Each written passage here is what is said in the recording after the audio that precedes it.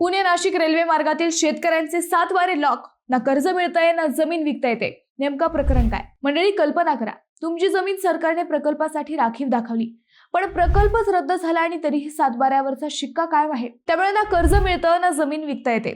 हीच वेळ सध्या काही शेतकऱ्यांवर आली आहे। Pune Nashik semi high speed railway प्रकल्पाचा मार्ग बदलून आता अहिल्यानगर शिर्डी मार्गे नाशिक असा करण्यात आला आहे।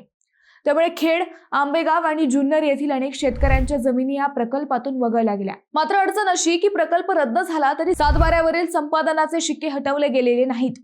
त्यामुळे शेतकऱ्यांना पीक कर्ज मिळत नाही, जमीन विकता येत नाही आणि मोबदला देखील मिळत नाही। या रेल्वे प्रकल्पासाठी पुणे जिल्ह्यातील 54 गावांमधील सुमारे 457 हेक्टर जमीन संपादित होणार होती। त्यापैकी 42 गावांची मोजणी पूर्ण झाली असून काही शेतकऱ्यांना 250 ते 300 कोटी रुपयांचा मोबदला मिळाला आहे। मात्र हजारो शेतकरी अजूनही अनिश्चिततेत आहेत। म्हणून 7 वाऱ्यावरील शिक्के तातडीने हटवा आणि आम्हाला आमच्या जमिनी परत द्या अशी मागणी होत आहे।